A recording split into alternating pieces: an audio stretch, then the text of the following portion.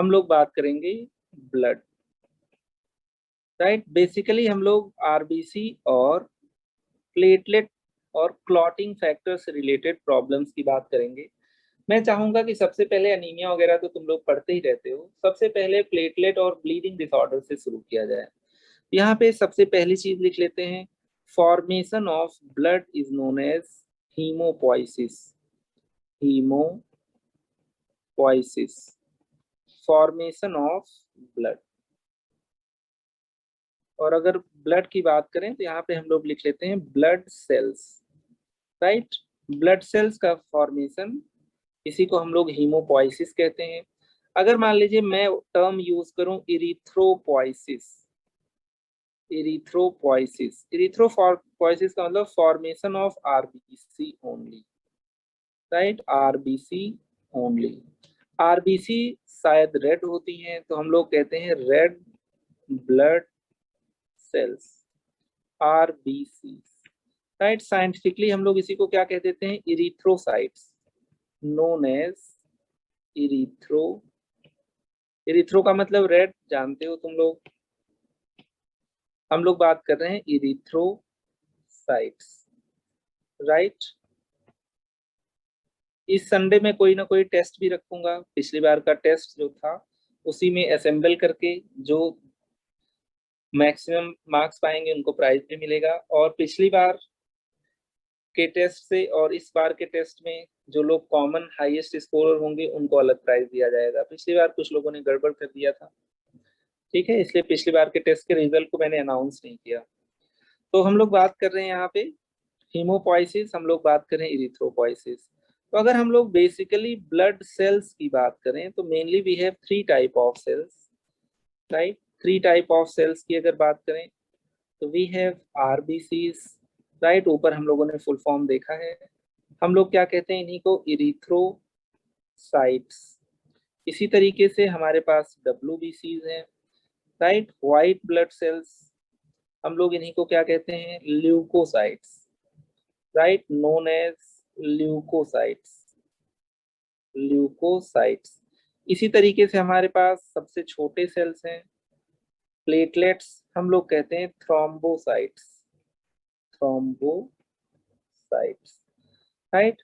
सारी की सारी चीजें almost exclusively formed in bone marrow, right, formed in bone marrow. अक्सर लॉन्ग बोन्स और आपके एक्सियल स्केलेटन की बोन्स, राइट, जो स्पाइन के करीब होती हैं इंक्लूडिंग स्पाइन रिब्स, हम लोग कहते हैं formed in bone marrow, right, जिसको हम लोग क्या कह रहे थे, haemopoiesis, known as haemopoiesis, right. तो बोन मैरो कुछ न कुछ रॉ मटेरियल्स और कुछ न कुछ स्टिमुलेशन के बाद ब्लड सेल्स बनाता है। जैसे हम लोगों ने चैट सेक्शन में ऑलरेडी देख लिया है स्टिमुलेशन क्या क्या होता है। यहाँ पे स्टिमुलेशन आपका होता है कि आपका कुछ न कुछ ग्रोथ फैक्टर हो, और दूसरी चीज क्या है यहाँ पे, थोड़े बहुत यहाँ पे और स्टिमुलेंट्स हो, जैसे इरिथ्रोपोइटिन हो गया, थ्रोम्बोपोइटिन हो गया, राइट। तो आइए यहाँ पे हम लोग देखते हैं formation of blood, that is haemopoiesis. Formation of blood हम लोग क्या कहते हैं, this is haemopoiesis, haemopoiesis, right. तो सीट ऑफ हीमोपोइसिस, कहाँ पे हीमोपोइसिस होता है, कई बार हम लोगों ने बोल दिया इस बात को, that is bone marrow, that is bone marrow, ठीक है। Formation of blood.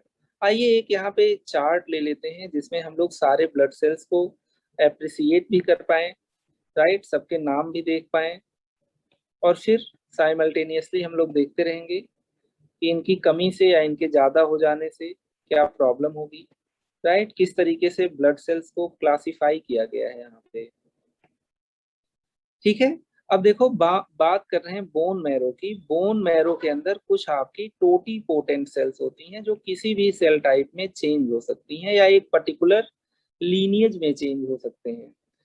तो हम लोग यहाँ पे बात कर रहे हैं haemopoietic stem cells, haemopoietic stem cells, right. तो यहाँ पे हम लोग बात कर रहे हैं ये स्टेम सेल है, ये किसी भी सेल में चेंज हो सकती है। हम लोग कहते हैं प्लूरीपोटेंट सेल्स हैं।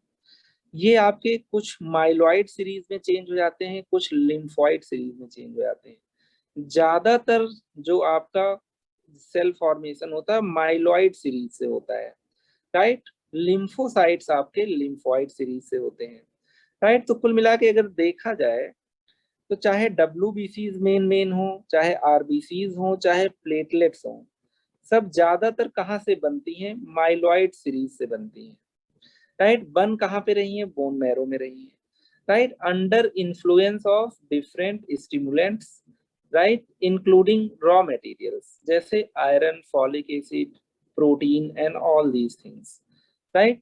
तो यहाँ पे हम लोग देख पा रहे हैं आरबीसी, प्लेटलेट्स, और देखा जाए तो ये भी आपके क्या है, लिम्फोसाइट्स भी हम लोग टोटल डब्ल्यूबीसी के अंदर ही काउंट करते हैं। लेकिन लिम्फोसाइट का फॉर्मेशन इस myeloid precursor, myeloid progenitor stem cell से अलग होता है, ठीक है। यहाँ पे जो आपका स्टेम सेल है that is lymphoid progenitor cells, right. अभी इसको समराइज कर लेते हैं। डब्ल्यूबीसी कई टाइप के होते हैं, जैसे बेसोफिल, न्यूट्रोफिल, स्नोफिल, मोनोसाइट और लिम्फोसाइट्स को भी हम लोग डब्ल्यूबीसी की कैटेगरी में ही रखते हैं, क्योंकि ये भी कलर में व्हाइट होते हैं। प्लेटलेट्स आप लोग अप्रिशिएट कर पा रहे हो, सबसे छोटे होते हैं। प्लेटलेट और आरबीसी में कोई न्यूक्लियस नहीं होता है, बाकी सारे सेल्स में, इनफैक्ट डब्ल्यूबीसी में सब में न्यूक्लियस भी होता है, ठीक है। तो ये बड़ा ही सिंपल सा क्लासिफिकेशन रहा। आइए एक मैं अपने ऐसे ही हैंड रिटन से बनाता हूँ। तो हम लोग बात करते हैं बोन मैरो से। बोन मैरो में हम लोग कहते हैं खासकर लॉन्ग बोन, यहाँ पे स्टेम सेल्स होते हैं, स्टेम सेल्स, राइट। हम लोग कहते हैं प्लूरीपोटेंट सेल्स, मतलब ये किसी भी ब्लड सेल में कन्वर्ट हो जाएंगे, बॉडी के किसी भी सेल में नहीं, लिवर सेल में नहीं कन्वर्ट होंगे, वो टोटीपोटेंट सेल्स होते हैं। ये आपके प्लूरीपोटेंट है, राइट, मतलब किसी भी एक कनेक्टिव टिश्यू के सेल्स में चेंज हो जाएंगे। ये डब्ल्यूबीसी भी बना सकता है, आरबीसी भी बना सकता है, प्लेटलेट भी बना सकता है, लिम्फोसाइट्स भी बना सकता है। इसके बाद इसका और डिफ्रेंसिएशन होगा। हम लोग कहते हैं यहाँ पे माइलॉइड सीरीज होगी, राइट, और लिम्फोइड सीरीज होगी। पहली सीरीज क्या है? Myeloid series, right. दूसरी सीरीज क्या है? Lymphoid series, lymphoid series, right.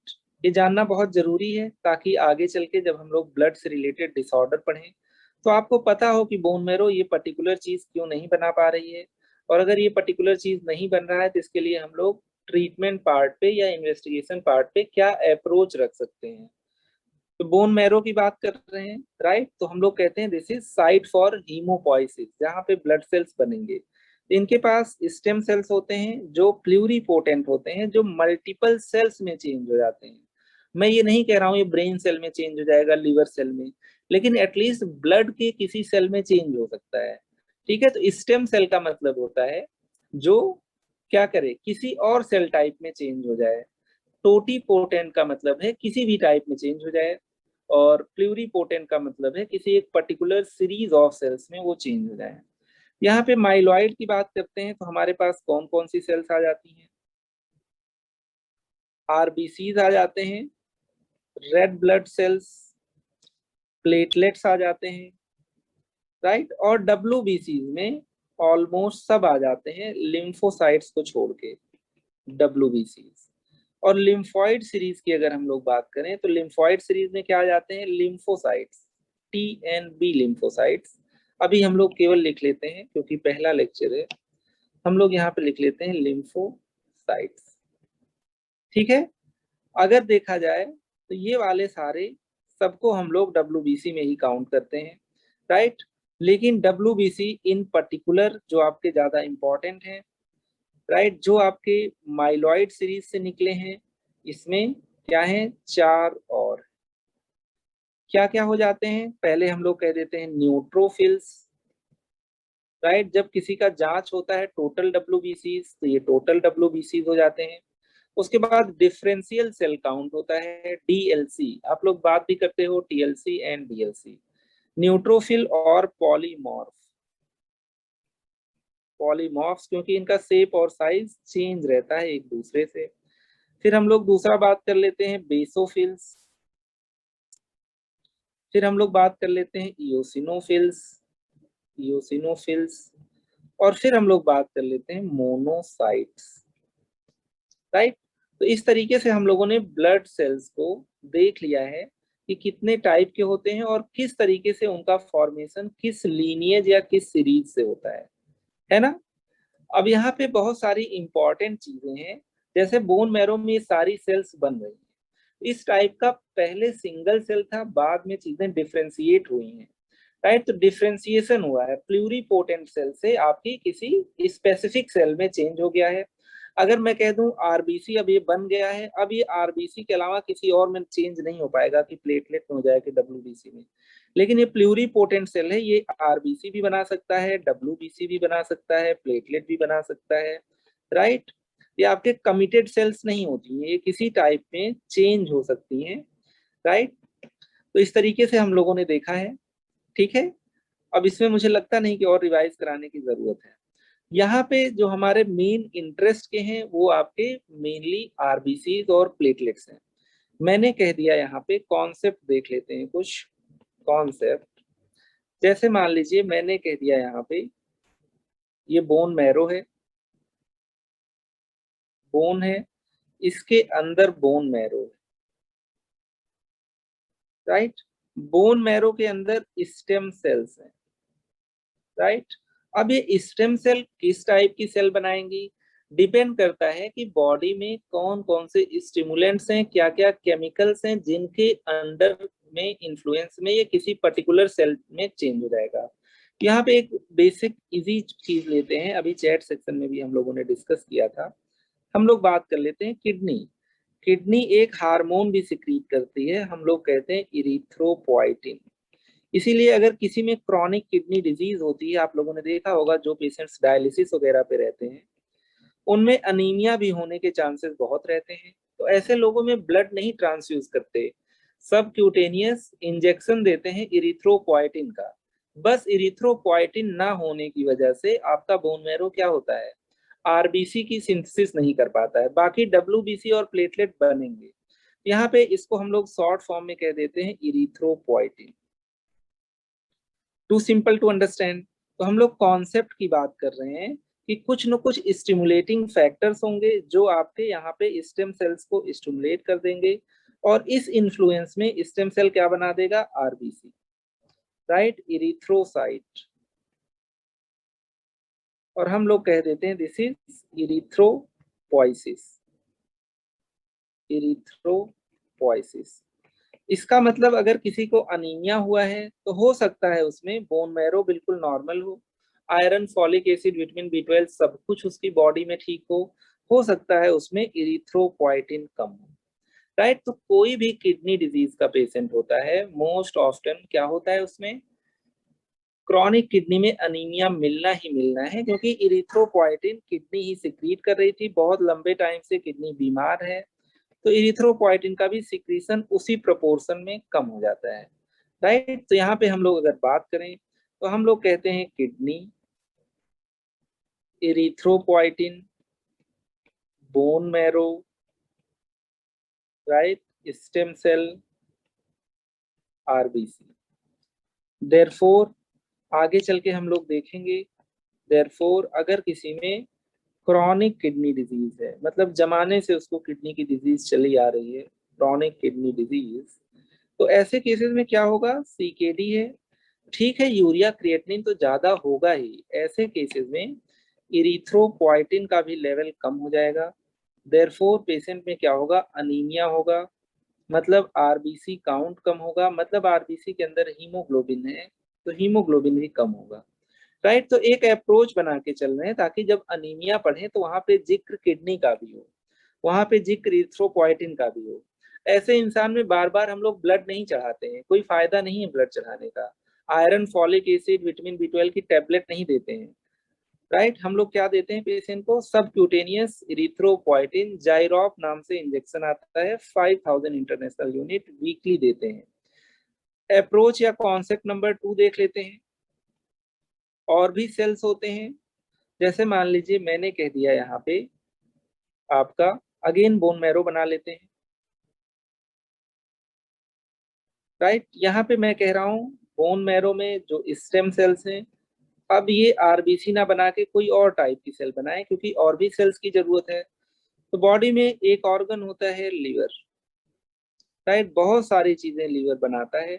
इसी तरीके से लीवर एक सब्सटेंस बनाता है टीपीओ, राइट, जिसमें प्लेटलेट के प्रॉब्लम्स रहते हैं, हमें टीपीओ भी देना पड़ सकता है। हम लोग कहते हैं थ्रोम्बोपोएटिन। जैसे वहां पे इरिथ्रोपोएटिन था, वैसे यहाँ पे क्या है आपका थ्रोम्बोपोएटिन, थ्रोम्बोपोएटिन, राइट। थ्रोम्बोपोएटिन जाएगा स्टेम सेल को स्टिमुलेट करेगा, अभी आरबीसी नहीं बनवाएगा, ये क्या बनाएगा प्लेटलेट्स, राइट। प्लेटलेट्स की बात करें तो हम लोग क्या कहेंगे थ्रोम्बोसाइट्स, राइट। इसीलिए अगर किसी में क्रॉनिक थ्रोम्बोसाइटोपिनिया है वी कैन गिव थ्रोम्बोपोएटिन। इसी तरीके से कॉलोनी स्टिमुलेटिंग फैक्टर्स होते हैं, उनके इन्फ्लुएंस में बोन मैरो आपका डब्ल्यूबीसी बनाता है, right. Granulocyte, monocyte, right, colony stimulating factors, that is not that important. We are talking about blood. हम लोगों ने देख लिया है different type of blood cells, right, और वो फॉर्मेशन में किस ऑर्डर में किस लीनिएज से फॉर्म हो रही हैं। हम लोगों ने देखा है बोन मैरो में इतने टाइप की सेल्स बनी, ऑलमोस्ट ऑल ब्लड सेल्स। लेकिन bone marrow raw material available होना चाहिए, जैसे iron, folic acid, vitamin B 12, और उस प्लूरीपोटेंट स्टेम सेल के लिए कोई ना कोई पर्टिकुलर स्टिमुलेशन स्पेसिफिक होना चाहिए, जिसकी वजह से क्या हो, कोई पर्टिकुलर सेल बने। तो इसका मतलब डिफरेंट स्टिमुलेंट्स भी डिफरेंट रेशियो में होना चाहिए, इसीलिए एक particular amount of WBC, RBC और प्लेटलेट्स बनते हैं, राइट। दूसरी चीज, इसी ब्लड के साथ हम लोग क्लॉटिंग फैक्टर्स की भी बात करेंगे। बेसिक लेक्चर है तो बहुत डीप में नहीं जाएंगे। We will also talk about clotting factors, right. हम लोग रिप्रेजेंट करते हैं सीएफ से। There are 13 clotting factors, there are 13 clotting factors, right. इनमें से 6 क्लॉटिंग फैक्टर कुछ नहीं होता, उसका कोई नाम नहीं है, कोई काम नहीं है, ठीक है। जब 13 बनाया गया था तो 6 भी एक बना दिया गया था, बाद में पता चला उसका क्लॉटिंग से कोई रिलेशन नहीं है। या कुछ लोग डिफरेंट क्लॉटिंग फैक्टर्स को 6 क्लॉटिंग फैक्टर करके 13 क्लॉटिंग फैक्टर्स हैं, नेक्स्ट टर्न पे डिटेल में देखेंगे, राइट। क्लॉटिंग फैक्टर्स अगर ये देखा जाए ये भी कहाँ से बनते हैं, ये भी आपके 13 क्लॉटिंग फैक्टर्स लीवर से बनते हैं, right. Liver synthesizes all clotting factors, all clotting factors except, यहाँ पे लिखना जरूरी है, मेडिकल में हर जगह कोई ना कोई एक्सेप्शन आ जाता है। एक्सेप्ट हम लोग कहते हैं फैक्टर 8, राइट। अगर फैक्टर 8 की बात किया जाए तो फैक्टर 8 कहाँ से बनता है, factor 8 is formed by endothelium of blood vessels. जो ब्लड वेसल्स होती हैं आर्टरी और वेन्स, उनकी जो अंदर वाली लेयर होती है उसको हम लोग ट्यूनिका इंटीमा कहते हैं, राइट, या एंडोथीलियम कहते हैं। अब लीवर है उसके अंदर भी एंडोथीलियम होगी, राइट। लेकिन हम लोग कहते हैं ये ब्लड वेसल से बनती है, ना कि लीवर, ना कि किडनी, ना कि पैंक्रियाज से, क्योंकि लीवर की सेल थोड़ी ना बना रही है, तो ब्लड वेसल की सेल बना रही है। यहाँ पे बात करते हैं फैक्टर 8 फॉर्म्ड बाई क्या चीज, endothelium of blood vessels. Endothelium मतलब tunica intima of blood vessels. बहुत सिंपल है। कैसे सिंपल है, अगर मान लीजिए मैंने कह दिया ये आपका ब्लड वेसल है, तो ब्लड वेसल के अंदर भी डिफरेंट लेयर्स होती हैं। जैसे मान लीजिए मैंने कह दिया ये अंदर वाली लेयर है, फिर उसके बाद मस्कुलर लेयर स्टार्ट हो जाती है, फिर इसके ऊपर एक पतली सी आउटर मोस्ट लेयर होती है। ये ब्लड वेसल का क्रॉस सेक्शन है, ठीक है, समझाने के लिए बता रहे हैं। ब्लड वेसल, ये अंदर वाली लेयर जो होती है ये आपकी होती है ट्यूनिका इंटीमा, राइट। ये सिंगल सेल्यूलर एक लेयर होती है नोन एज एंडोथीलियम, एंडोथीलियम। ये क्या बनाती है, formation of factor 8, right, clotting factor 8। Simple है। बीच में जो लेयर होती है हम लोग कहते हैं मस्कुलर लेयर है, ये वाली, this is what, tunica media, right. और सबसे लास्ट में होता है ट्यूनिका एक्सटर्ना, ट्यूनिका एक्सटर्ना।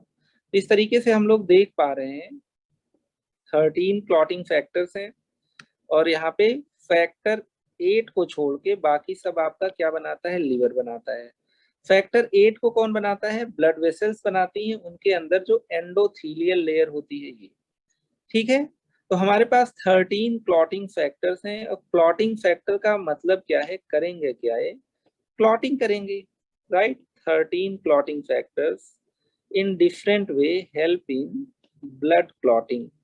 और ब्लड क्लॉटिंग के लिए दूसरी चीज क्या जरूरत है, अलोंग विथ प्लेटलेट्स, राइट। आप लोगों ने डेंगू वगैरह में देखा है, प्लेटलेट कम हो जाते हैं तो क्या होता है, ब्लीडिंग हो सकता है, अलोंग विथ प्लेटलेट्स। कितना सिंपल है, 13 क्लॉटिंग फैक्टर्स। इन्हीं 13 क्लॉटिंग फैक्टर्स में कुछ क्लॉटिंग फैक्टर्स आपके क्या होते हैं, विटामिन के डिपेंडेंट, बनाएगा लिवर ही लेकिन विटामिन के की भी मदद लेनी पड़ेगी। विटामिन के डिपेंडेंट क्लॉटिंग फैक्टर्स कौन कौन से हैं, फैक्टर 2, 7, 9, 10, राइट। यहाँ पे फैक्टर्स आपके क्या है, 2, 7, 9, 10 है। ये विटामिन के डिपेंडेंट है, और जाहिर सी बात है सबको अगर लीवर बनाता है तो इनको भी लीवर ही बनाएगा, फॉर्म्ड इन लीवर। इसका मतलब अगर किसी को लीवर की डिजीज है, राइट, ब्लड की डिजीज नहीं है, लीवर की डिजीज है, तो क्लॉटिंग फैक्टर्स कम होंगे और ब्लीडिंग के चांसेस ज्यादा होंगे, राइट। मैंने कह दिया किसी पेशेंट को CLD है, chronic liver disease, chronic liver disease, right. इसकी वजह से क्या होगा, क्लॉटिंग फैक्टर कम हो जाएंगे, chances of bleeding, right, bleeding manifestations आ सकते हैं, राइट। प्लेटलेट अगर किसी में कम हो गया तो भी ब्लीडिंग मैनिफेस्टेशंस आ सकते हैं। अगर कुछ इंपॉर्टेंट क्लॉटिंग फैक्टर्स की बात किया जाए तो हम लोग कहते हैं clotting factor 1, fibrinogen. Blood clotting में कैल्शियम की भी जरूरत पड़ती है, राइट, कई स्टेप से। ये आपका कैल्शियम क्या है, क्लॉटिंग फैक्टर 4। सोचो कैल्शियम भी एक क्लॉटिंग फैक्टर है। तो इस तरीके से हमारे पास क्लॉटिंग फैक्टर 2 है, जिसको हम लोग क्या कहते हैं, प्रोथ्रोम्बिन। इंपॉर्टेंट इंपॉर्टेंट बता रहे हैं। यहाँ पे दो क्लॉटिंग फैक्टर ऐसे हैं जो कंजेनाइटली कुछ लोगों में कम बनते हैं या नहीं बनते हैं, राइट। अगर हम कहें किसी की बॉडी में एब्सेंस ऑफ कौन सा clotting factor, absence of clotting factor 8, हम लोग इसी को क्या कहते हैं, क्लॉटिंग फैक्टर 8 ना हो, हम लोग इसी को कहते हैं haemophilia A. Royal family of London, Charles वगैरह के पूरे खानदान में हीमोफीलिया है, हीमोफीलिया ए, राइट। केवल लड़कों में हो सकती है ये डिजीज, गर्ल्स में नहीं हो सकती, किसी दिन डिस्कस करेंगे। इसी तरीके से एब्सेंस ऑफ क्लॉटिंग फैक्टर 9, इसी को हम लोग क्या कहते हैं, this is haemophilia B, clotting factor 9 known as haemophilia B, या इसी को हम लोग कह देते हैं Christmas disease, Christmas disease, right. तो इस तरीके से हम लोगों ने बेसिकली क्लॉटिंग फैक्टर्स को भी इसी ब्लड में मिला लिया है। तो डिफरेंट टाइप के ब्लड सेल्स हैं, राइट, जिसकी कमी भी हो सकती है, चीजें ज्यादा भी हो सकती हैं, उन्हीं के साथ क्लॉटिंग फैक्टर्स को क्लब कर दिया है, क्योंकि क्लॉटिंग फैक्टर्स भी आपके ब्लीडिंग वगैरह से रिलेटेड है, मतलब प्लेटलेट से रिलेटेड है, और ब्लीडिंग अगर हो गया तो इसका मतलब है आरबीसी भी निकल गए, आरबीसी से भी रिलेटेड है, अनीमिया से भी रिलेटेड है, राइट। तो जब हम लोग क्लॉटिंग की बात करते हैं तो हम लोग कहते हैं क्लॉटिंग होने के लिए दो तरीके का पाथवे होता है, एक्सट्रिंसिक और इंट्रिंसिक पाथवे होता है, राइट। उनमें से एक भी पाथवे अगर अफेक्टेड है तो ब्लीडिंग के चांसेस ज्यादा है, ठीक है। तो ये ब्लड का बेसिक है। हम लोग जो अपना स्टडी शेड्यूल रखेंगे कुछ इस तरीके से रखेंगे, ब्लड शेड्यूल। हम लोग चाहेंगे कि थोड़े अननोन टॉपिक की तरफ से स्टार्ट किया जाए, अनयूजुअल, यहाँ पे वी विल टॉक अबाउट सबसे पहले platelets, right, platelet disorders, right. फिर उसके बाद क्लॉटिंग फैक्टर्स से रिलेटेड हम लोग कहते हैं clotting and clotting problems, clotting issues, disorders. दोनों केसेस में ब्लीड हो सकता है, तो हम लोग सबसे पहले पढ़ेंगे bleeding disorders, right, bleeding disorders. फिर उसके बाद हम लोग पढ़ेंगे सेकंड, हम लोग पढ़ेंगे various types of anaemia. Anaemia पढ़ोगे तो खत्म ही नहीं होगा, इतने टाइप के anaemia, various types of anaemia, right. इसके अलावा हम लोग कुछ और प्रॉब्लम्स पढ़ेंगे जिसमें डिफेक्ट होगा आरबीसी में, जिनकी वजह से प्रॉब्लम काफी ज्यादा होगा। हम लोग कहेंगे आरबीसी डिफेक्ट्स। एग्जाम्पल अगर हम लोग यहाँ पे बात करें, जैसे थैलेसीमिया, राइट, जैसे हम लोग sickle cell anaemia, sickle cell anaemia. तो कुल मिला के ब्लड में हम लोग मेनली आरबीसी से रिलेटेड प्रॉब्लम्स पढ़ेंगे, प्लेटलेट से रिलेटेड प्रॉब्लम पढ़ेंगे, और हम लोग क्लॉटिंग फैक्टर से रिलेटेड प्रॉब्लम पढ़ेंगे। अगर हम लोग यहाँ पे एक और बेसिक की बात करें, क्या चीज किस लेवल की होनी चाहिए, किस अमाउंट में होना चाहिए, तो आरबीसी आपके सबसे ज्यादा होते हैं, मिलियंस में होते हैं, राइट। हम लोग कह देते हैं 4.5 से 5.5 मिलियन आरबीसीज पर क्यूबिक मिलीमीटर। इसीलिए ब्लड रेड दिखता है, क्योंकि उसमें आरबीसी का अमाउंट सबसे ज्यादा होता है। इसको अगर और एक्यूरेट कर लें तो 4 से लेके 5.5, राइट। अगर हम लोग यहाँ पे बात करें तो मेल में हीमोग्लोबिन और मेल में आरबीसी ज्यादा रहते हैं, क्योंकि male sex hormones particularly testosterone bone marrow में आरबीसी के सिंथेसिस को फैसिलिटेट करता है, राइट। तो यहाँ पे अगर हम लोग मेल और फीमेल की भी बात कर लें शॉर्ट में, मेल में हम लोग कहते हैं 4.5 टू 5.5 मिलियन, फीमेल की बात करें तो हम लोग कहते हैं 4.4 मिलियन से लेके 5 मिलियन आरबीसी पर क्यूबिक मिलीमीटर। मेल में क्यों ज्यादा है, क्योंकि influences testosterone influences RBC synthesis positively, मतलब कुछ ना कुछ ही आपका बढ़ा देता है। इसका मतलब हीमोग्लोबिन की भी बात करें तो मेल में ज्यादा होना चाहिए, therefore haemoglobin, right, in males normally, आगे चल के देखेंगे जब अनीमिया पढ़ेंगे, greater than HB in females, right. और प्रेगनेंसी वगैरह में फीमेल में हीमोग्लोबिन और ज्यादा कम हो जाता है। तो कुछ इस तरीके से हम लोगों ने आउटलाइन देखा है। डब्ल्यूबीसी की बात करें तो हम लोग टोटल डब्ल्यूबीसी काउंट, जिसको टीएलसी कहते हो, total leucocyte count, right, total leucocyte count सबसे कम होते हैं ब्लड में, हम लोग कहते हैं नॉर्मली 4,000 टू 11,000 डब्ल्यूबीसीज पर क्यूबिक मिलीमीटर, राइट। जब इन्फेक्शन होता है किसी को, बैक्टीरियल इन्फेक्शन इफ, या कैंसर, बैक्टीरियल इन्फेक्शन, तो क्या होता है, डब्ल्यूबीसी का नंबर ज्यादा हो जाता है, ग्रेटर देन 11,000 पर क्यूबिक मिलीमीटर। हम लोग इसी को क्या कहते हैं, ल्यूकोसाइटोसिस, ल्यूकोसाइटोसिस, राइट। ये साइन ऑफ सेप्सिस है, बॉडी में साइन ऑफ इंफेक्शन है। इसी तरीके से बॉडी में अगर प्लेटलेट की बात किया जाए तो ये मिलियंस में तो नहीं होते, लैक्स में होते हैं प्लेटलेट्स। हम लोग कहते हैं 1.5 टू 5 लाख या 4 लाख पर cubic millimetre, right. Millions lakh से ज्यादा होता है। अगर यही लेस देन 1 लाख पर क्यूबिक मिलीमीटर हो गया तो हम लोग क्या कहते हैं, नोन एज थ्रोम्बोसाइटोपिनिया। कंजेनाइटल भी हो सकता है, और अगर मान लीजिए किसी को डेंगू वगैरह हो गया, राइट, तो ऐसे केसेस में क्या भी हो सकता है, प्लेटलेट डैमेज हो जाए और बॉडी में प्लेटलेट का काउंट कम हो जाए। तो जो हम लोग कल का डिस्कशन स्टार्ट करेंगे उसमें प्लेटलेट को रिलेट करेंगे, राइट। और दूसरी चीज हम लोग किस चीज से रिलेटेड पढ़ेंगे, क्लॉटिंग फैक्टर से। तो सबसे पहले we will start with bleeding disorders.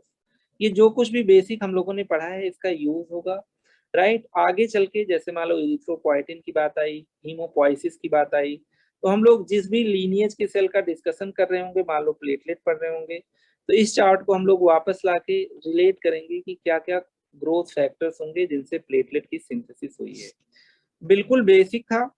हम लोग देखेंगे कल से ब्लीडिंग डिसऑर्डर्स, ब्लड में प्लेटलेट और क्लॉटिंग फैक्टर डिटेल में लेके चलेंगे। आइए चैट सेक्शन।